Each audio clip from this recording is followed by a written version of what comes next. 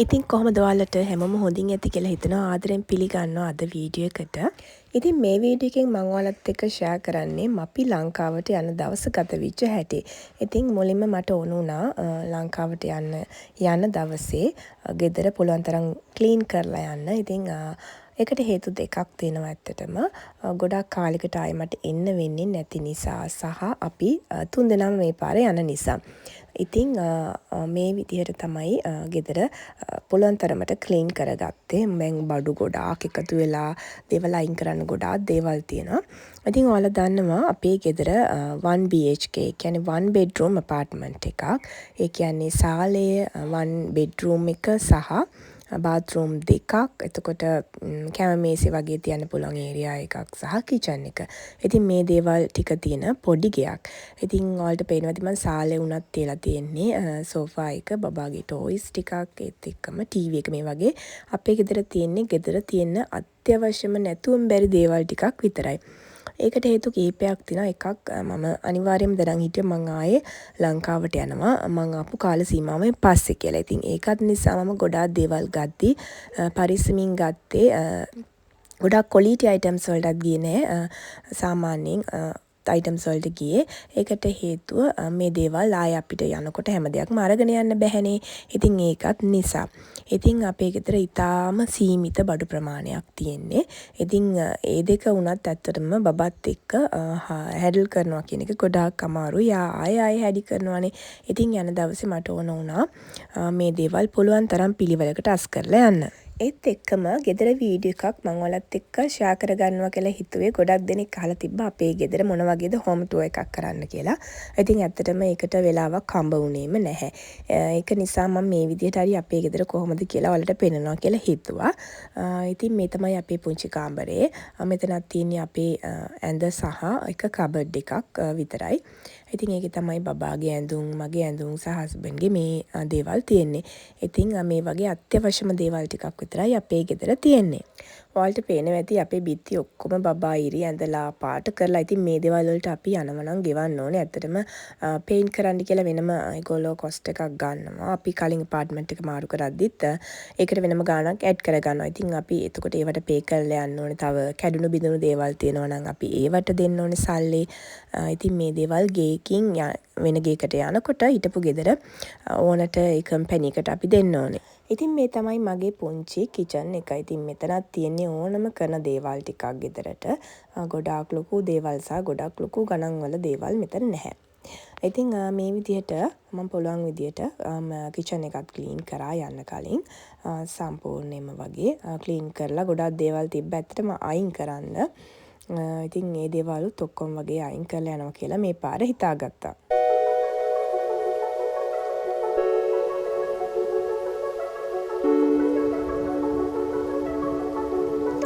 සලාමියා flight එක තියෙන්නේ රෑ 10:20. සාමාන්‍යයෙන් අපි හවස 6:00 වෙනකොට ගෙදරින් යනවා. ඉතින් ඒ දේවලුත් එක්ක ක්ලීන් කරන වැඩ ටික, එතකොට අපේ බෑග්ස් හදාගන්න ටික, අන්තිමට ඔක්කොම පැක් කරගන්න ටික, මේ දේවල් ඔක්කොම කරගන්න වෙන්නේ යන දවසේ තමයි. ඉතින් මුලින්ම කරන්නේ මේ විදිහට ක්ලීන් කරලා මේ දේවල් ටික ඉවර කරගන්නවා. ඊට පස්සේ තමයි අපේ බෑගේජස් ටික රෙඩි කරගන්නේ. ඊට පස්සේ ඒ වගේ බර බලලා ගානට ගෙනියන්න ඕනේ. ඉතින් මේ දේවලුත් එක්ක මේ දවස් හවස් වෙනවා ඇත්තටම දැනෙන්නේවත් නැති තරම්. ඉතින් අපි දැන් යන්න තමයි හදන්නේ. ඉතින් ඇත්තටම හෝම් ටුවර් එකක් නෙමෙයි මේ මුලින්ම ඇඩ් කරපු කොටස. මටත් මතක් වෙන්න අපේ පුංචි ගෙදර. මං වැඩි කාලයක් මෙහෙට ඇවිල්ලා ඇත්තටම ගත උනේ මේ ගෙදර තමයි ජීවත් වුනේ.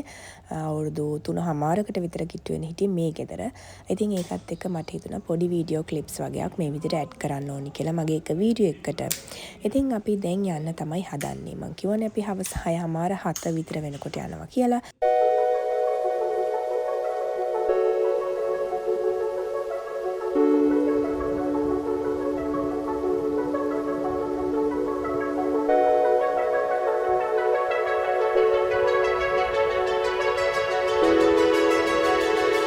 අපි දැන් එයාපෝට් එකට යන ගමන් ඈතින් එයාපෝට් එක පේනකොට දුකක් හිතෙනවා ඇත්තටම. ගොඩාක් කාලයක් ඕමාන් එක දිගට ඉඳලා ඊට පස්සේ ආයේ මේ දවස් ටිකේ ගිහින් එනවා යනවා මේ දේවලුත් එක්ක ඇත්තටම ඔමාන් කියන්නේ ගොඩාක් කම්ෆර්ටබල් විදිහට ජීවත් වෙන්න පුළුවන් රටක්. මට දැනෙච්ච විදිහට හරිම නිදහසේ ජීවත් වෙන්න පුළුවන් රටක්. ඉතින් අපි එක එක්කෙනාගේ එක්ස්පීරියන්ස් එක වෙනස්නේ.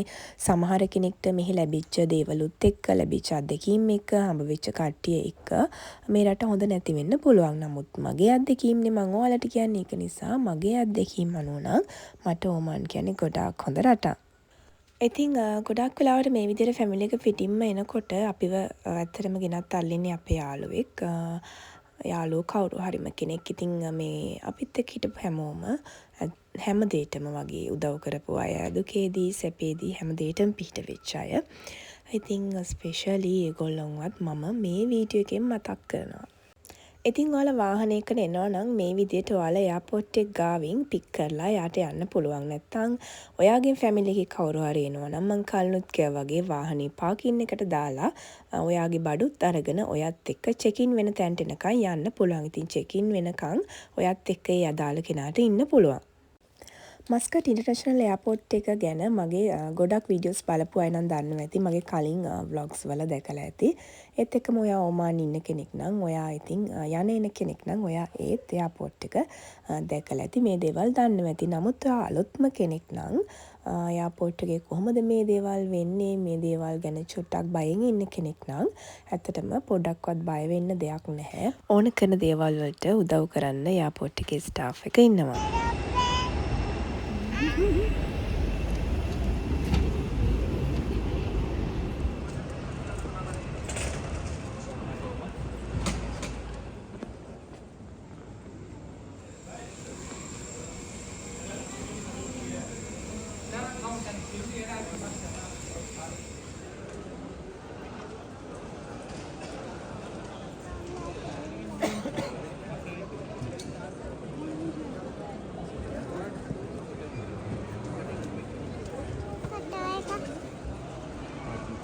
Yes, I am.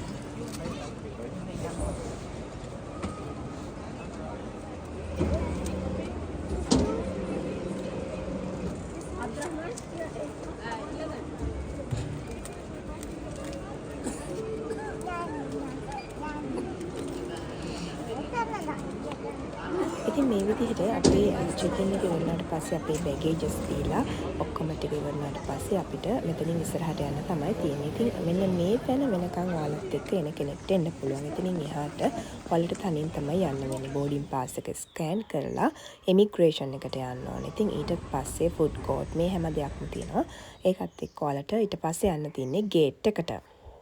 ඉතින් කලොත් මං ගොඩාක් මේ අනේන වීඩියෝස් කරලා තියෙන නිසා මං ගොඩාක් ලොකුවට ප්‍රොසීඩ් එක ආයේ මුලින් ඉඳන්ම කියන්න බලාපොරොත්තු වෙන්නේ නැහැ.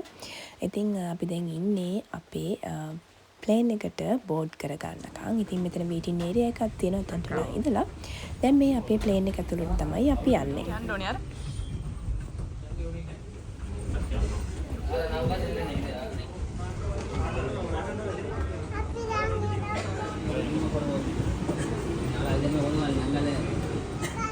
නෑ ඉස්සරහට යන්න. ඉතින් ෆ්ලයිට් එක ටේක් ඔෆ් කරනකොට මෙන්න මේ විදිහට තමයි ලස්සන මස්කට් සිටි එක පේන්නේ. ඉතින් ඇත්තටම ගොඩාක් දුක හිතෙනවා සාමාන්‍යයෙන් අපි ඉන්න තැනින් ෆ්ලයිට් එකකින් එළියට යනකොට. ඒත් එක්කම ගොඩාක් සතුටු හිතෙනවා ආයේ කොහේ හරි ගිහිලා ලංකාවට ලෑන්ඩ් කරද්දි. ඉතින් ඒක හැමදාමත් දැනෙන සුපුරුදු ෆීලිං එකක්. දැන් වෙලාව ලංකාව වෙලාවෙන් පාන්දර 4:05යි.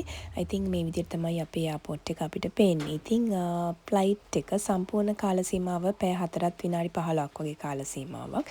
ඉතින් ඔයා ෆස්ට් ටයිම් නම් ඔමාන් යන්නේ ඇත්තටම බය වෙන්න දෙයක් නැහැ. මේ දේවල් අපිට තනියෙන් කරගන්න පුළුවන්. ඉතින් එතෙන්ට ගියාට පස්සේ කට්ටිය උදව් කරනවා. ඉතින් කිසිම දෙයකට බය වෙන්න ඕනේ නැහැ. මස්කට් ඉන්ටර්නැෂනල් එයාපෝට් එකේ උනත් ගොඩාක් උදව් කරන්න කට්ටිය ඒගොල්ලෝ ස්ටාෆ් එක ඉන්නවා. ඉතින් මේ කිසිම දෙයකට බය වෙන්න ඕනේ නැහැ. ඉතින් මේ විදිහට තමයි අපි මේ පාර වැකේෂන් එකට ගිහින් ලංකාවට ආවේ. ඉතින් තවත් ඉස්සරහට ලස්සන බ්ලොග්ස් වලින් අපි ආයෙමත් හමු වෙමු.